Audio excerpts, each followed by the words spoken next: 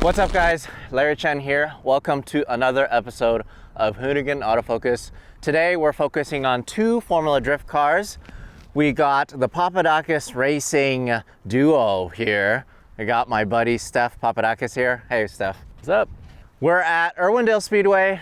This place is so historic for drifting. I mean, it is called the House of Drift for a reason, right?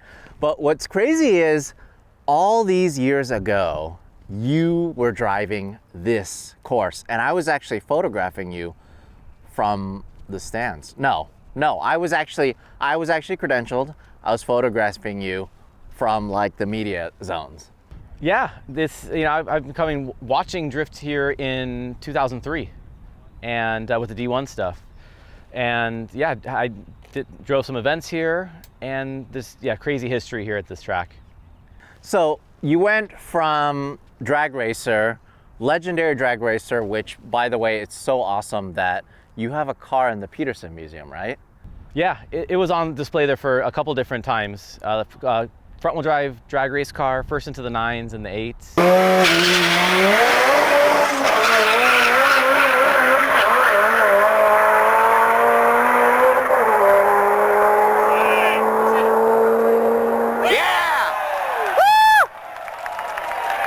Really popular, all the front wheel drive drag racing around year 2000.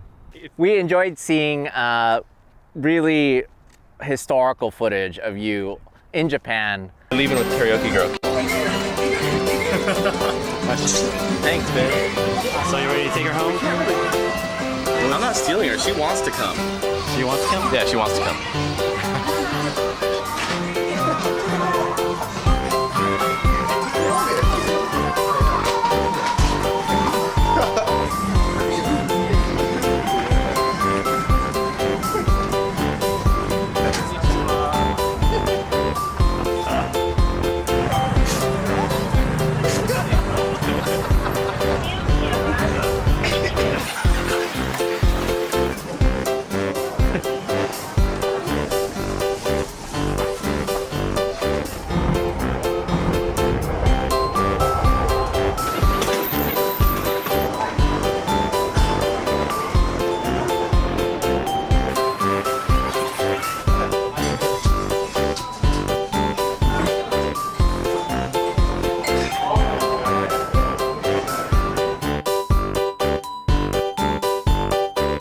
You know, in JDM Insider, but it was kind of interesting to kind of see a little bit of old school content creation.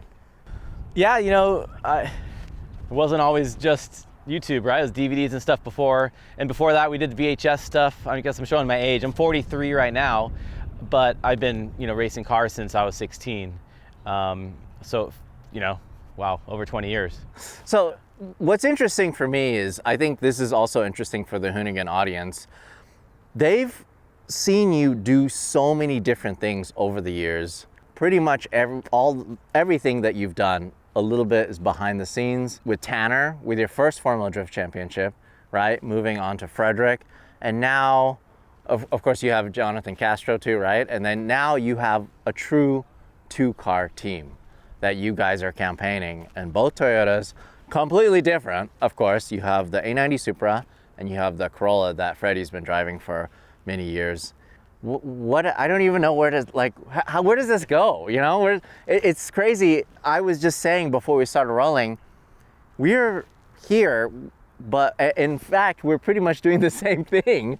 Not much has changed, but maybe just on a grander scale, right? Yeah, you know, drifting was really fun to watch in, you know, around 2003, 2005. It was relatively small, right? The cars were coming from Japan, very JDM-ish. And now it's turned into this, you know, global phenomenon. And, you know, we're here with we run a 3-car program out of our Southern California shop, and Irwindale's still around. So, I don't know, I have a lot of fun building the drift cars and used to do a bit of the driving. But, yeah, it's fun bringing out the latest creations today and seeing how they go. Yeah, this was actually my first time seeing this drift, which it's so cool. It photographs really well, and it actually looks just more, I guess this is gonna sound really stupid, it actually looks better in person versus a rendering. I think the livery looks really, really good when the sunlight hits it. So, I don't know, it's just kind of one of those things like coming from a photographer's eye.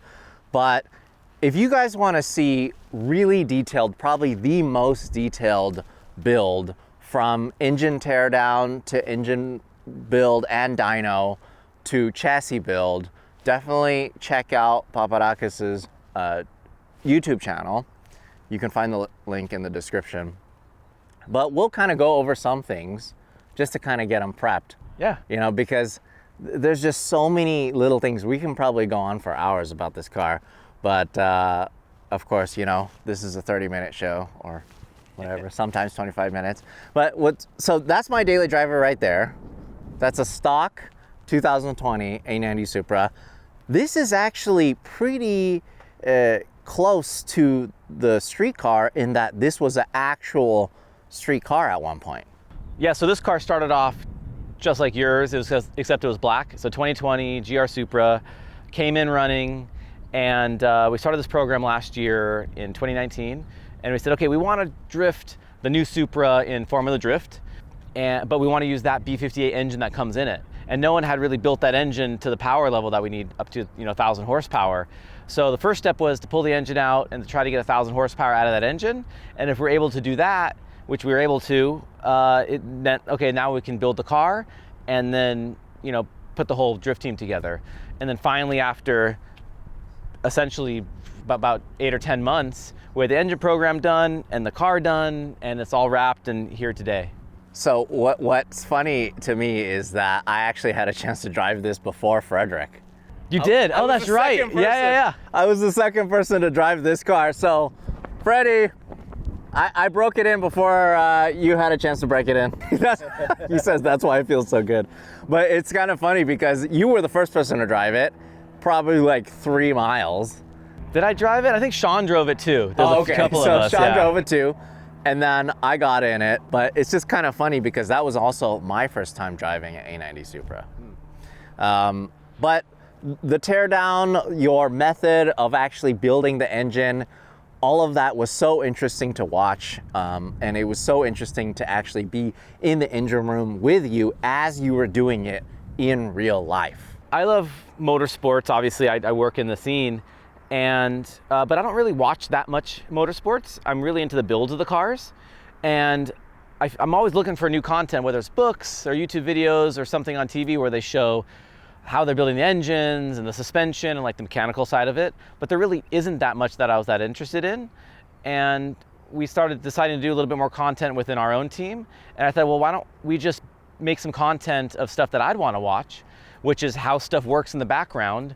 And there's enough people that make beautiful footage of the cars drifting around. Like, I've seen that before.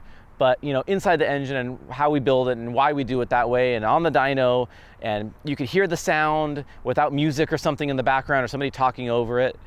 So, and I guess people are interested in that, so we keep going now. My favorite part of the series is that I actually had a chance to watch you film it. So you actually do hand movements and you point certain things out, but you narrate it in your head and you get the timing right in your head for when you edit it later. Because you actually edit it, and this is kind of one of the things that we talked about. You have to edit it because if you let someone else edit it, they potentially could get something wrong because it's so specialized. So the first series that we did on the engine setup, yeah, I filmed it. I had my buddy Mark help me on one day, but pretty much all filmed myself and then edited and everything. And I didn't know what I was doing. I just know I'd watched other YouTube videos and I said, I kind of like that style. Let me, of this and the style here and style there and how they're filming it and then how they do the voiceover. So I kind of mixed all that together in what we were doing. Well, let's actually check out the car then. Enough of talking about YouTube. Let's check out the car. And this is actually cool because this is my first time seeing the finished car. Yeah, so hood latches. I'm not so into the pins. We like these arrow catches. So it's got a little pin that slides in. And we lift it from here. It's a carbon fiber hood from Saibon. So this is the 3-liter inline-6 B58 engine that came in the Supra. We pulled it out, we tore it all down, we changed the pistons, rods, all the valve train in it, a different cam, turbo, different custom intake manifold, all the wiring, fuel system. We did quite a bit to it, and it makes 1,000 horsepower. We also have nitrous on it now. The boost that we made 1,000 horsepower was really high, like 45 pounds.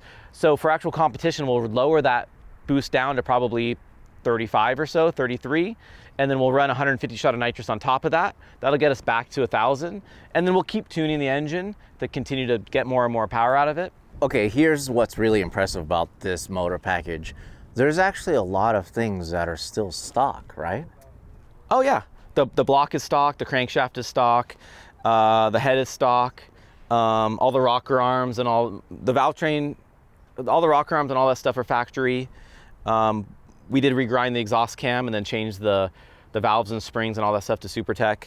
The coils, these are all factory. It actually has... I can't believe it actually can handle that power. Yeah, modern cars are really, really good. Like the block in this engine, it's all aluminum. It's relatively lightweight for an inline 6-cylinder engine. And it's closed deck, so it's a really strong block. And a lot of the stuff they make, a lot of the ways that they engineer these engines to be stiffer and quieter and just sort of last longer help us when we're building racing engines.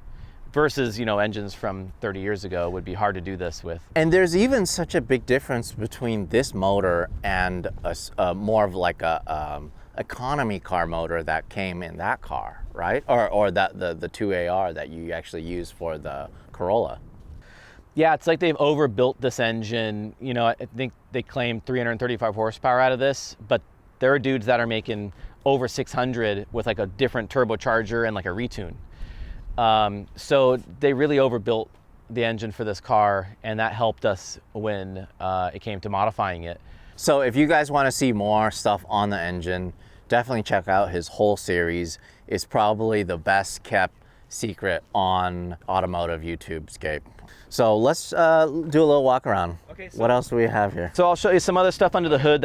Yeah, some other stuff under the hood that's pretty interesting is this is our intercooler, relatively large intercooler. But there's no radiator in the front, we actually put it in the back. And the reason we put the radiator in the back is we don't want the intercooler and the radiator to have to share the front air. So if they both have different fresh air, then it helps them both cool. And then also, we actually want quite a bit of grip out of these cars so they can drift faster on the course. So putting the radiator in the back gets a little bit more weight over the rear tires and can help rear grip. These two pipes are the wastegates. So these control the boost of the engine and they're hooked up to the exhaust. So when the turbocharger is being spun by the exhaust, when you get to the boost that you want, these valves open and they divert the gas. Instead of going through the turbocharger, they go out these pipes and out the hood. And you can see where they pop out. Yeah, it'll definitely shoot flames. And this, yeah. Because the crazy thing about this block is there's no like really exhaust manifold, right? It's all built in. Yeah, a lot of these modern engines have an integrated exhaust manifold into the head. So this one is a 6-cylinder, but there's only 2 exhaust ports on it. It made the turbo header relatively simple. It only has to have 2 tubes. And I mean, in that way, it also makes it stronger then, right? It makes the turbo header less complicated and can be a little bit more reliable, so that's good. I mean, this car is just kind of trippy because the fenders and everything are part of the hood. Yeah, this is actually the first thing that I noticed about this car when you got it. I was like, what are people gonna do, in terms of wide body or over fender? But it just kind of attaches to the hood, and it actually sits really nice. This is the first Supra that I've ever seen with a wide body that doesn't have a spacer on it. Right, spacer on the wheel? Yeah. Yeah, Motegi Racing made us these custom wheels, and we worked with them for many, many years, and I really like how these wheels turned out. We tell them the offset that we want, the size, and they machine them to be exactly the wheels that we need. Yeah, it looks really good. I mean, I'm sure you had a chance to push everything out a little bit on the arm side, right? Yep, we do. WiseFab makes all the suspension for the Supra, and we've been working with them to develop that. And we actually do use a spacer in the front. And the reason we do use a small spacer is because changing the front track width a little bit is one of our tuning setups. So we'll set the wheel width overall at the minimum that we know that we want, and then we can add some spacers if we want to change it. Right. It's not to like fill the gap. No. It's all set up so you can make tuning changes. We got windshield wipers still because of the drift events or rain or shine. Yeah, because I can actually see all of that. In the street car, you can't see any of that. CAD design roll cage. So we did a few things to try to tuck the cage as high up as possible. So typically you'll see like relatively sharp bends on cages, but we were able to do like this really long radius bend to try to get the bar up as far as we could. And the reason why we want to do this is the cabin is relatively small and Freddie is a pretty large dude. So we have to worry about his helmet to roll cage clearance. So we want to get the seat as low as he's comfortable and towards the center of the car, and then the roll cage as high and as far out as possible, so it's safer when the helmet is farther away from the roll cage. The rest of the interior is pretty much stripped down to just what we need for drift. Factory dash, but we cut all the vents and everything out, so it's just the top skin. There's no more key or anything like that. It uses this keypad, and you turn the ignition on by hitting the button, you start it here, you can turn your headlights on, and everything is controlled by this one keypad. Nowadays, we don't use gauges. We use the AEM CD7, and all of the gauges and everything are on that one display. All the wiring has been set up where it's just what we need for drift. And we run a special electronics, the AEM Infinity system, and a Motec PDM to control all the electronics.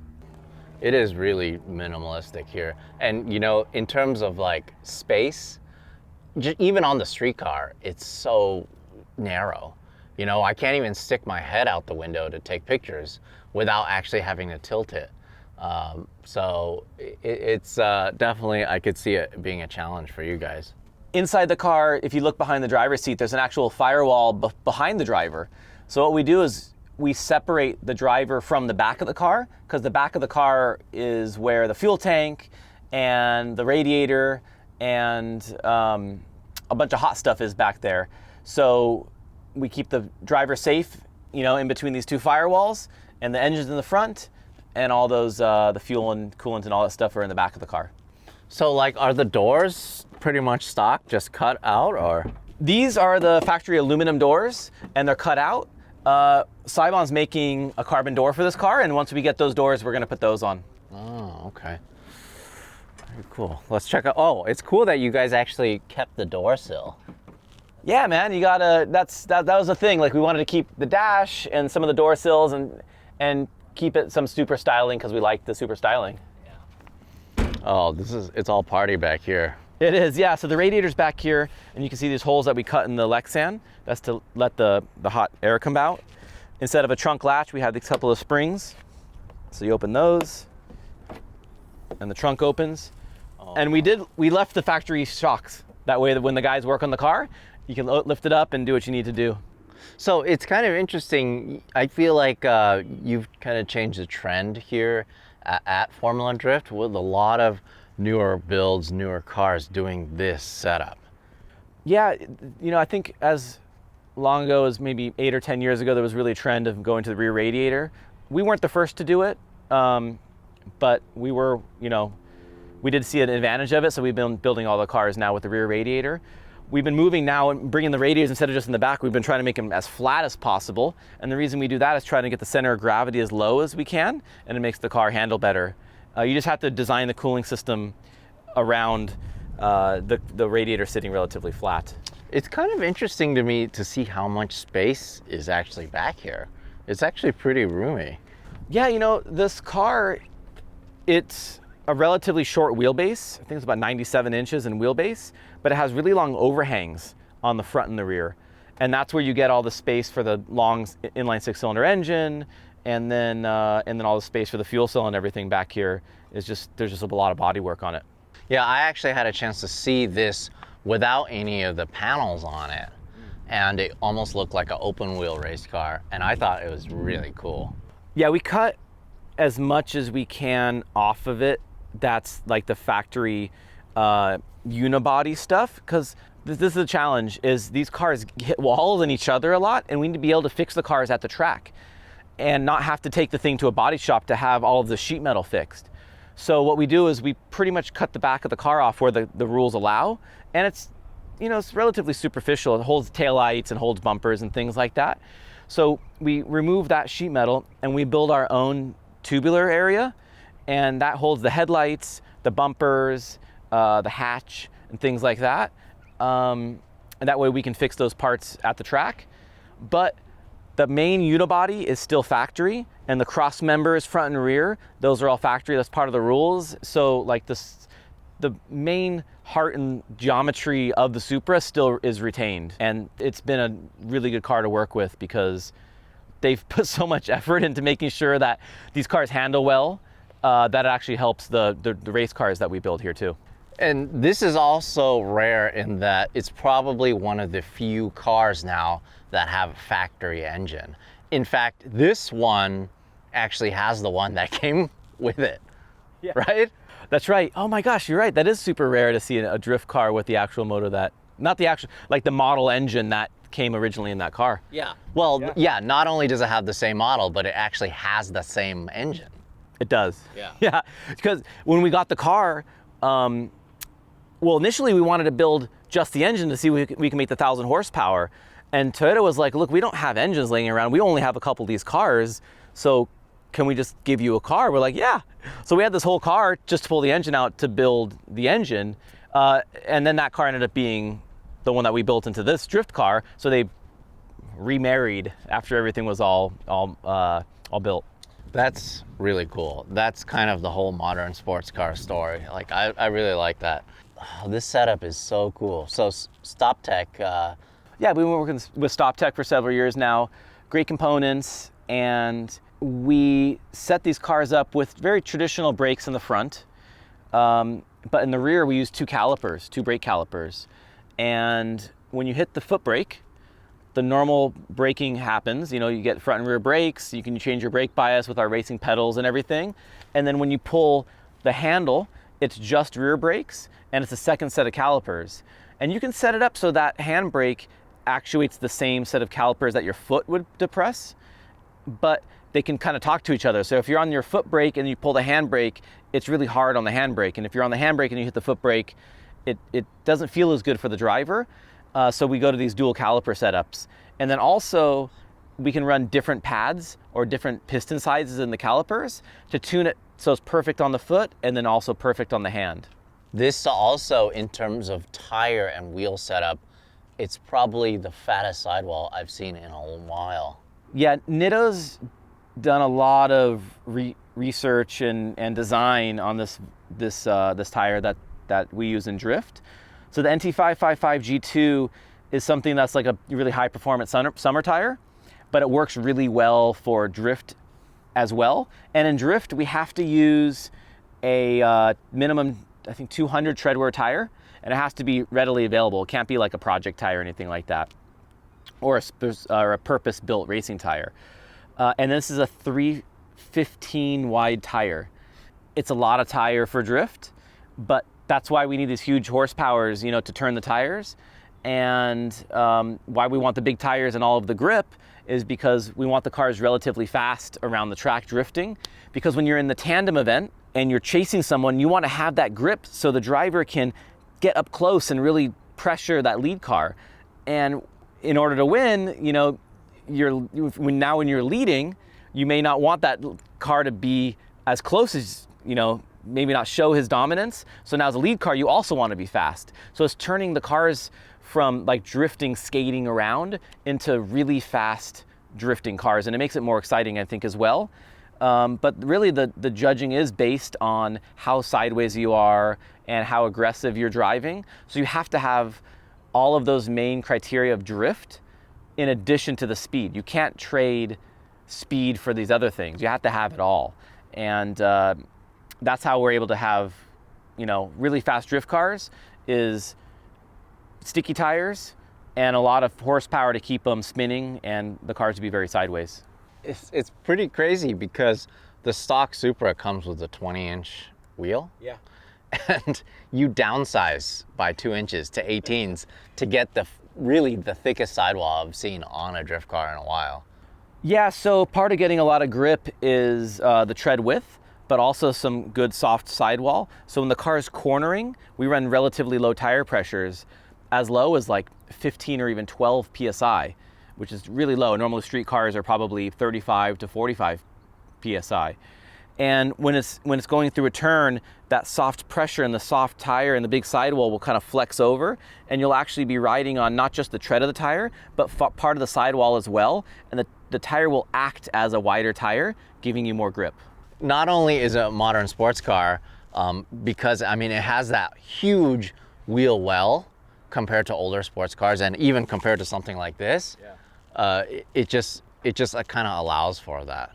Yeah, it turned out with a styling that I really like. I think about 10 or 15 years ago, when there was a Porsche road race cars, the endurance cars, they end up with like these really large rear tires.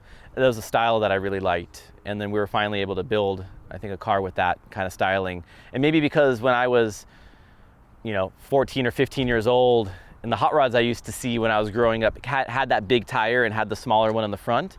And maybe from all of my years of drag racing as well, I'm used to that combination. So seeing a bit bigger sidewall and a bigger tire in the front just makes it look like it's going fast even before it's, moving down the track. Yeah, well, these things are definitely fast. You don't have to make it look fast. It's actually fast. Well, thank you so much for bringing these out. It's such a pleasure to be able to shoot them at the House of Drift. It's just, I don't know, it's kind of one of those things. It's like a dream shoot, and also it's some dream rides without a doubt. Thanks for watching, and if you want to see more technical details on the build of this car, check out the Papadakis Racing YouTube channel. I think that's a wrap.